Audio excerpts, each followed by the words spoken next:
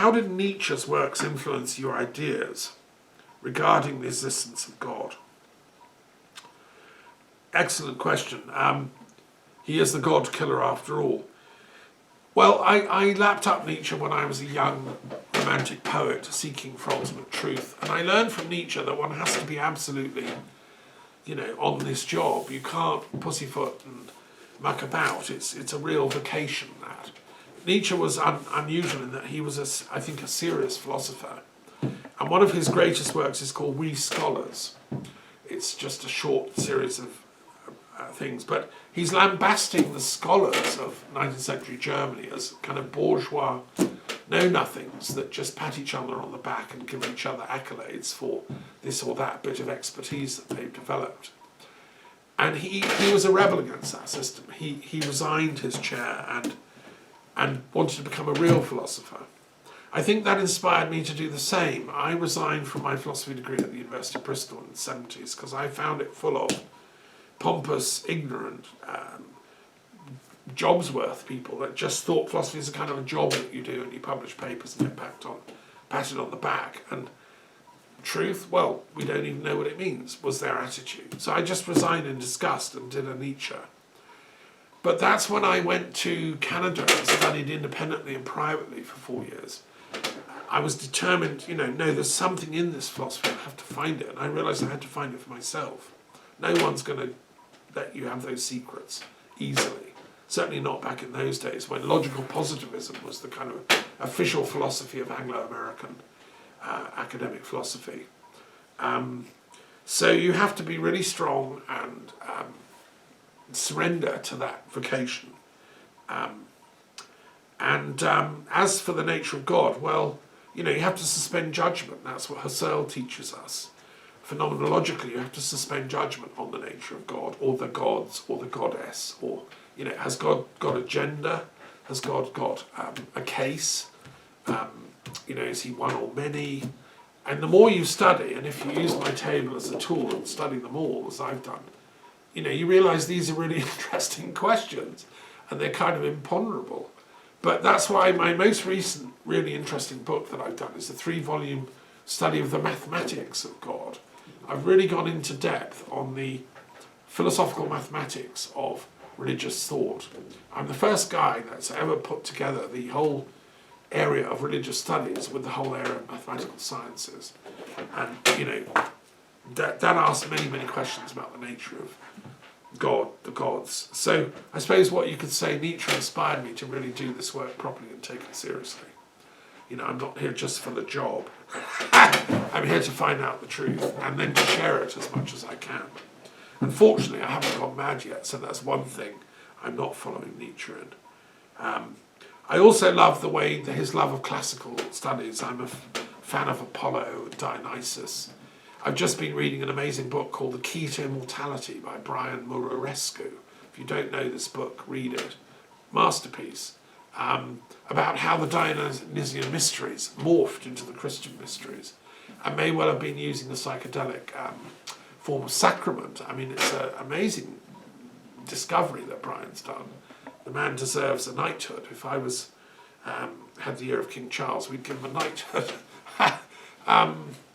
So the classics are there, and they're really important, and they underpin a lot of European and Christian thought. So that also inspired me, and also my poetry, because Nietzsche was also a poet, as am I. Right. Okay. Next question is: what do I feel about the use or practices of American Christians in relation to the American government? By which they mean the USA, I think. As a Canadian, I regard myself as American too. The continent's called America. I don't think the USA people have the right to commandeer the name American. I'm an American. After all, it was a Florentine guy, Americo de Vespucci, who brought that name to the New World. Yes, I think it's wrong. I don't believe... I like the American Republic. I like, as an experiment, I think it's brilliant that they should have this wall between the state and the religions.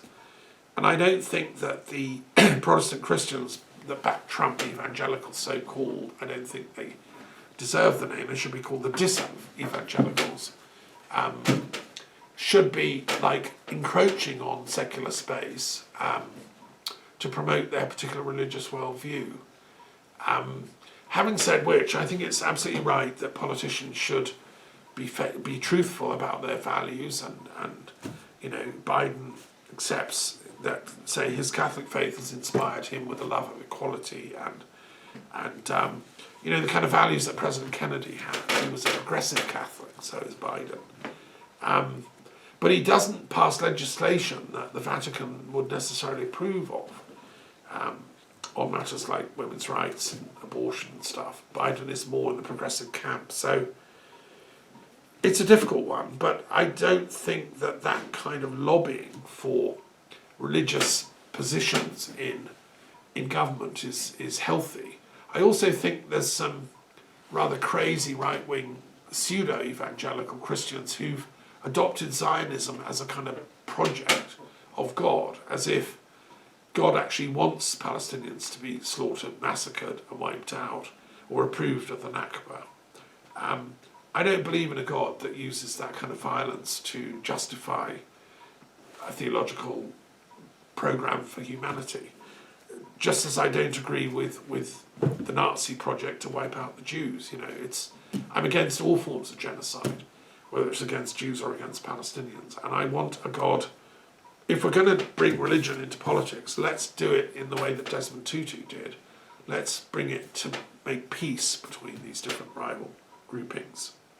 And so I support Americans of any religion that are working for peace, like Martin Luther King was. There's some amazing exemplars. Thomas Merton is another.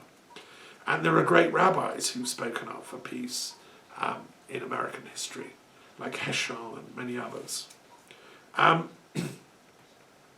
do I believe everyone, whether academics or not, can participate in academic discourse and discussions about religious peace and also neutrality? Well, this is a public space, you know. I mean, that's why YouTube and the internet are so good. This is our new agora, it's our forum. Everyone can participate. It's not that difficult. But to do so from a position of knowledge is advisable, because there's too many people out there, you know, filling the public space with rantings. I mean, I think of, in Britain we have Dominic Cummings, in America we had Steve Bannon. These people ruthlessly exploited the media to promote their own very, very narrow-minded, ignorant worldviews. Oh dear, and there's plenty of people doing that. How can we get intelligent discussion about religious peace? Well, you know, I keep coming back to it, but please order this for your university. Get it in your local schools, and let the conversation become much more sophisticated. This is a tool we can use. About neutrality, the question also tacks on neutrality on the end. There's a very interesting book come out called The Neutrality Trap by some experts in conflict resolution. I don't think one always has to be neutral. I think this is a trap that some people get into. I'm not neutral when it comes to the distinction between truth and lies, or between, you know, fake information and truth. I'm sworn to serve truth. As a Gandhian, I'm a satyagrahi. That means you hold on to truth. I'm not neutral when it comes to that. But I suspend judgment as the best methodology to pursue truth in any one given situation. I think one has to be flexible. So you combine a commitment to truth and peace, an ethical commitment, with a skepticism and a flexibility about how you're going to do that. You know, that's important. And even in things like total pacifism, maybe there are some conflicts which are so heinous that actually you have to take sides, like I would say over the Ukraine war. I think the skullduggery of Putin and his cronies is so evil that actually one has to take a stand against them. And the Ukrainians are saying, look, we want to be pacifists, but we were attacked and we're in danger of our entire culture being overwhelmed. So look, please help us.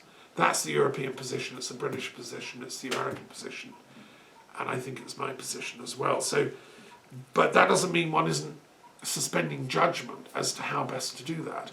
I'd love it if Putin would come to peace talks tomorrow and we can stop all the fighting and wouldn't have to arm Ukraine anymore. But that requires Putin to go back and really, revisit his conscience. And any Russian educators that are listening to this, who have access to the corridors of power, should listen carefully. And the guy needs retraining. He shouldn't be in power.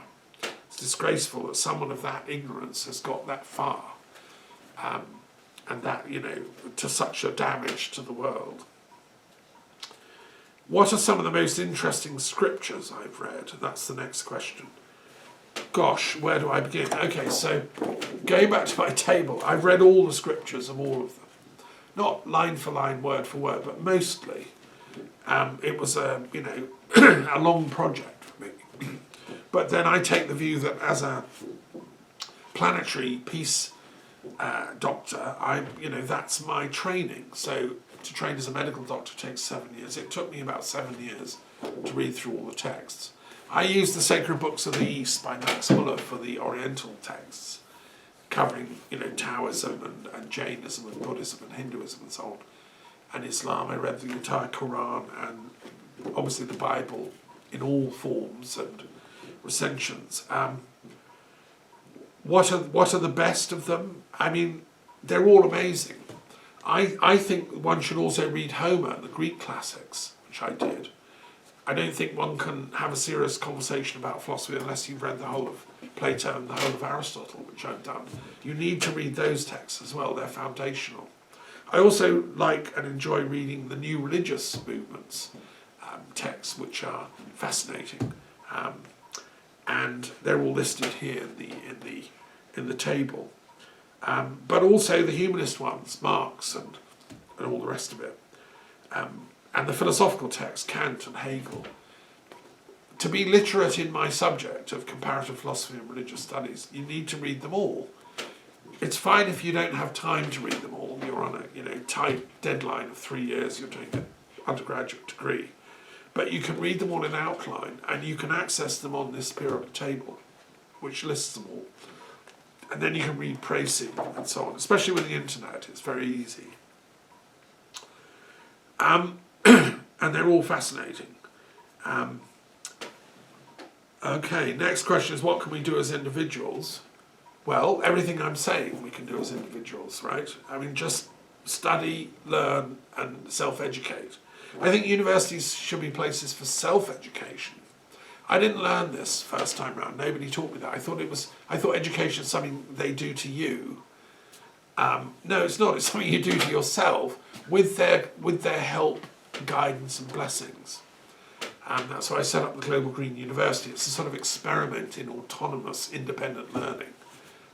Not for everyone, because some people need to be told exactly, write this essay by that week and do it on this, and here's the reading list. Other people like to do it at their own pace, in their own way. But, what we can do as individuals is become more educated, better informed, and then we become inoculated against ignorance and Sophiaphobia. So read the core texts. There's no easy way around that. Make the effort. It requires discipline. If you want to become a runner, you have to train and practice. If you want to be a good pianist, concert level, you have to train and practice. So if you want to be a philosopher, a proper one, you have to study the core texts and deeply think about them. Why do you think religious traditions die out? How can they still be relevant? Well, that's a very good question. I mean, some of the religious traditions mentioned here, like the ancient Egyptian or the Phoenician and so on, they're technically died out, or the ancient Roman. But in fact, all of them have a few diehards that still believe in them. I mean, in the Fellowship of Isis, founded by a friend of mine, Reverend Durden Robertson in Ireland, there's still a few thousand people that follow the religion of Isis and the ancient Egyptians. And there are people in Egypt and America that do the same. Phoenician, probably fewer, but there are still some people that have a lot of time and respect for the ancient Phoenician spiritual teachings. Should they die out? Should we, kill those people as heretics?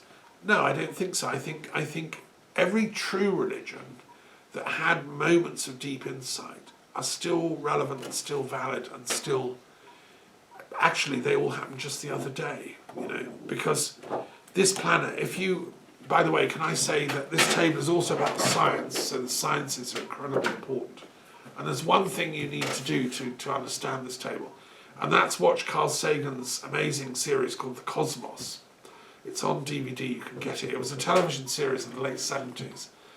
And it summed up all that is known about science and cosmology and where the universe comes from, or where the planet comes from, or where life arose. Watch The Cosmos, and then go back to the periodic table and realise, actually these religions are just yesterday. They're like, that's why we really need to get a peace pact between them. Why do they die out? Well, I don't actually think they do die out. I think they become less dominant. So the Zoroastrian religion, which is these ones, it's still there, it's not died out, it just isn't a religion of the Persian Empire anymore. So I think they go through their own cycles of transformation, which were studied by Sorokin, the great sociologist at Harvard University, who I think of all sociologists tried to study these metamorphoses of cultures and look at Sorokin's work to think about how religions change and morph and so on. I visited 35 countries, somebody wanted to know. I wish it was more, but hey, I've been busy. What religious group would you think needs the more help or has the most problems currently? Yes, if I was a planetary advisor, I'd come from another solar system. As Carl Sagan speculates, there's got to be life on billions and billions of worlds, as he says, in the entire universe. So let's have a visiting expert in interfaith peacemaking from another world, which is about 10 million years ahead of us on this planet, and we've already got all this stuff sorted. And I'm advising the planet on how to resolve our problems. I think they all need some help, actually. And the most important help I can give them is actually what philosophers have always tried to give, which is sort of doubt. It's why I like the Thomas tradition in Christianity. Thomas was the philosopher among the apostles because he doubted. Descartes was the philosopher among the Enlightenment people because he doubted. And from doubt comes suspension of judgment, epoche, and from that comes tolerance and breadth of understanding. And that's the Jain position. The Jains practice what they call anikantvada, which means a many-sidedness of views, which my friend Acharya Tulsi and his disciple Acharya Mahapragya, who I met, both wrote books about. This is an incredibly important concept.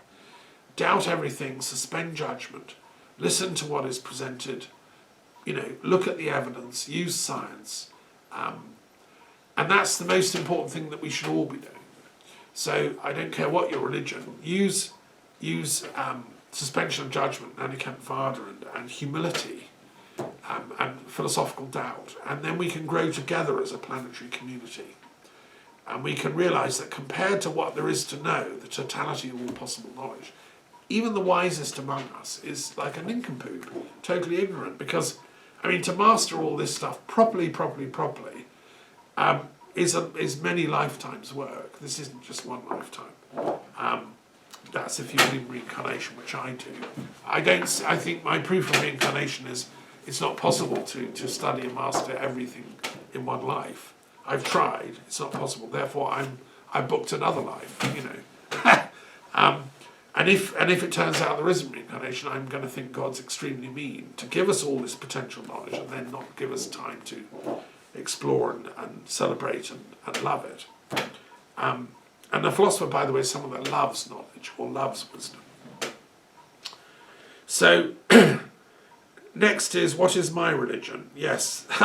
Well, this is where I come back to I'm a bit of all of them. Because I've studied them all so deeply and I love them all so much, I'm a Muslim. I'm a surrendered Sufi sage. I'm also a Kabbalist. I've sat at the feet of many rabbis and, I love the Kabbalah. I'm also a Christian. I'm baptized as an Anglican and a Quaker attender for many years. I'm also Zoroastrian because I believe in Ahura Mazda and the struggle of good against evil. I'm also a Taoist because I love the teachings of the Tao. I'm a Confucian because I love Confucius and his wisdom is like awesome. But I'm also a Sikh. I've been to Amritsar and I love the Sikh friends and teachers and students of mine. You know, and I'm also a pagan. I follow the Druid path. I'm a believer in the shamanic teachings of the ancient wisdom schools that have come down, and I've met practitioners in many of them. I'm also a runic practitioner. I love the Norse traditions at their best. You know, I'm very sceptical of what certain racist types do to it, but at its core, Odin is a god of wisdom on a par with all the others. But I'm also a scientist. I believe in natural philosophy, as you know, my colleague Professor Alistair McGrath talks about it at Oxford University. Just written a book on the need to get back to natural philosophy. Well, I'm a natural philosopher, which is why I've written my book on mathematics and applying Newtonian ideas to the study of religions, which is what this is doing. You know, we're just at the beginning here. So my religion is maybe the one. I'm also a new religious practitioner. You know, I've sat at the feet of many of these new religious movements. I suppose my one is the one that might, in say 10,000 years from now, have come into being. And one of the questions I have about this table, I mean, this is a snapshot of what we are at the moment on this planet and what we have been leading up to now. What will the periodic table look like 10,000 years from now? That's my religion, is whatever, you know. I mean, all this snapshot, but plus the one 10,000 years from now. Ultimately, I also agree with the Theosophical Society, because I'm also in the esoteric boxes, that says there's no religion higher than truth. So that would be another part of my answer, is my religion is the love of truth. Okay, next question. Have I ever spoken to any Islamic radicals? Well, yes, I have. It depends what you mean by Islamic radicals. I've known many, many Muslim friends and students and teachers. I was very blessed to be invited to lecture at the Muslim College in London for a few years and met some incredibly intelligent students, postgraduates in the Islamic faith. I was a good friend of Dr Zaki Badawi, who founded that college and was a great peer to me. I've met many Sufi elders and sages and professors of Islamic studies.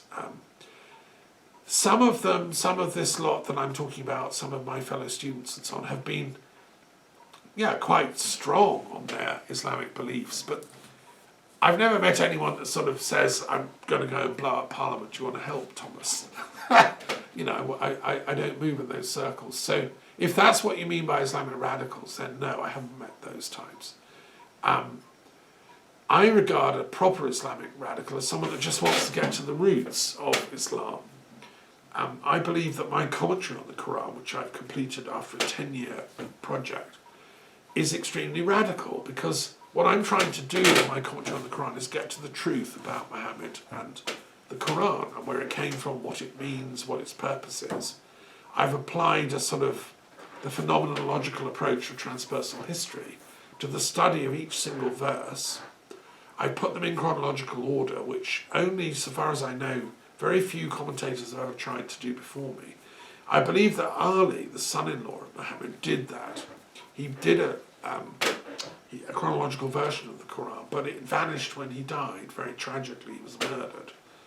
And I only discovered that halfway into my work, well, nearly towards the end of it. So I think all true Muslims should want to find the truth out about the Quran. You know, the more you go into it, the more incredible it is, the deeper of the levels of mystery. I like Syed Hossein Nasr's great new project. He's also chaired a committee that produced another version of the Quran with a commentary. It's wonderful too. And if you don't have time for mine, which requires a lot of effort, Syed Hossein Nasr's one is brilliant. I have met him. He's now, is he radical? Well, yes, because he's like me. He's a philosopher who wants to get to the truth. So, yes. What was it like to teach philosophy overseas, where it's traditionally not accepted? Well, I've never really done that because obviously I've taught in countries which have philosophy in the curriculum or have invited me to give a talk, or I've lectured in many countries around the world. I think I would be a bit worried if I was invited to a country where philosophy itself is not allowed on the curriculum. I was told once at an interfaith conference by some people from Saudi Arabia, British people who were teaching there, that philosophy is not allowed on the curriculum, even at university level. I mean, I find this hard to believe. I'm not sure this is true, but that's what they told me. Certainly not in schools. And therefore they were teaching English because they discovered that through English literature they could teach philosophy. And because philosophy was banned, it was the only way to get across certain philosophical ideas. You can't really study Shakespeare or Milton or Keats or Shelley without some philosophy. So I would, and however, having said all that, there are many countries in the world, even in the West so-called, that don't really teach philosophy properly. I mean, in the USA, there are many schools where, well, all schools, unless you're in a private school, don't really have philosophy on the curriculum. In Canada as well, in the public school system, religious studies isn't really taught, apart from in Quebec, because they have this residual Catholic idea of the importance of ethics to knowledge, which is my position. I'd like to see this table in all the public school systems in the world, and the kids get at least 1 or 2 periods of philosophy and religious studies every week in their language, whatever it is, Persian or Greek or Hebrew or Arabic, and they go through it over the course of their 6 years of secondary school. They learn the whole thing, just as you do if you learn chemistry or physics. You have to learn the periodic table of the elements, and it's not, it's just, this to me is as objective as the periodic table of the elements, and therefore should be as universally available. So I hope that philosophy will be taught much more in the future. If I were to convert, what religion would suit me and why? Well, as I said, I'm already converted to all of them, which is what makes me a meta-Catholic, because I'm a universalist. The word Catholic means universal. I see the universal truth within them all, so I'm converted to finding that universal truth, which actually, in my reading of philosophy, is that's what philosophers are supposed to be doing. That's why we exist. That's why Pythagoras coined the phrase philosophy. And that's why, Parmenides and Plato and Aristotle, that's, and all the others, Boethius and Abelard and all my heroes, Kant and so on. That's what we're for. We're looking for that universal truth within them all. How did I devise my periodic table? And how do I justify including some groups and not others? I devised it on the hoof, teaching as a busy head of religious studies and philosophy department in several schools in the UK. And I lacked such a thing. I wanted a teaching device that can get across to bright kids, boys and girls, who want to know the truth. I wanted to level with them and say, this is what humanity has found out so far about the truth. These are all the traditions of humanity. Learn them just as you would the elements of the chemical elements. And it doesn't mean that you can decide which or not. I mean, you can choose to specialise in some, or you can choose to study more detail of this one or that one, and you can do a PhD in this or that. And yes, you have to specialise to some extent, but you have to have a general knowledge of them all, is what I argue. Why have I included some and not others? Well, not consciously. I tried to include them all, and I believe if you look at it sincerely and go through it, you'll see that I've included pretty much every religious and philosophical position that is known to humanity so far. If you come across some that I've missed out, please email me, let me know, and I'll put them in the next edition of the table, or I'll explain where they are. Okay. So, these religions have centuries of thoughtful interpretation and debate. how can I come along and say that I know about what is the real Islam or the real Christianity?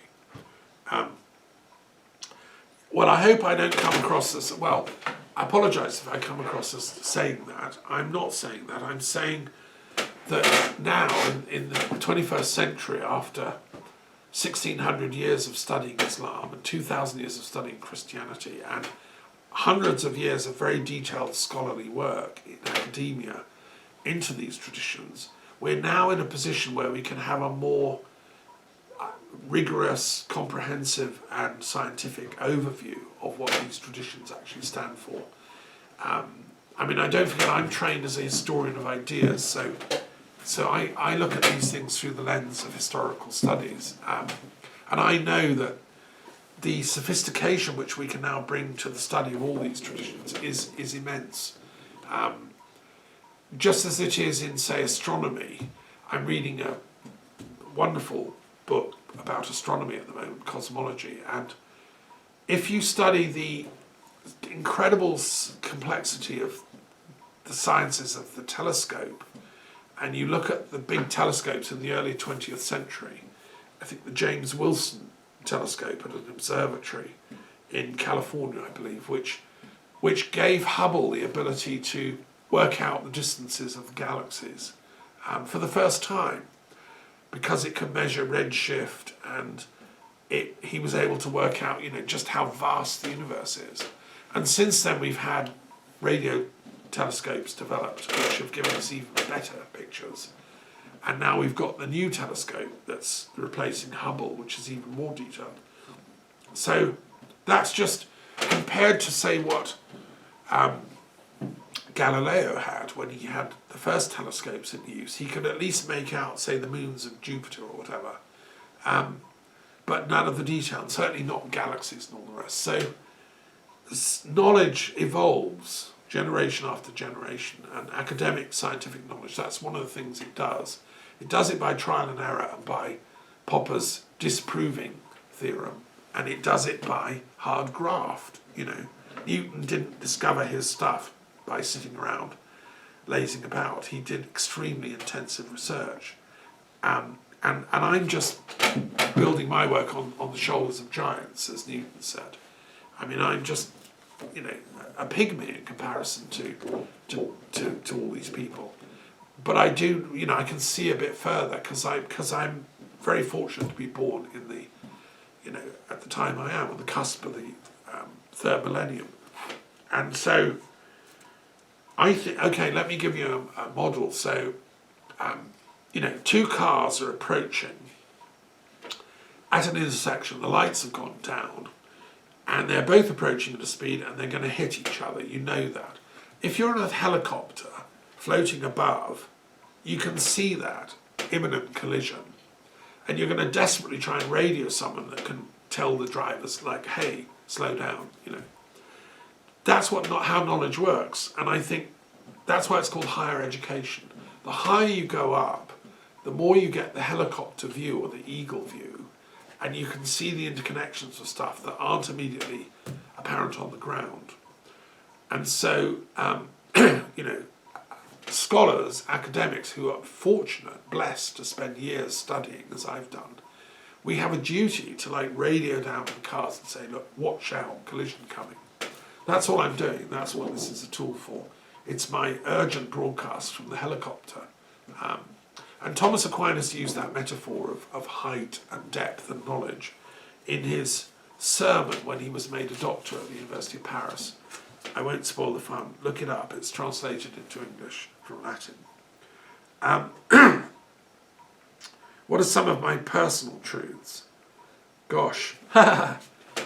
Millions, where do I start? I'm also a poet. I've written 1,000 poems. If you want to know my personal truths, read my poetry. I've published 6 volumes of poetry.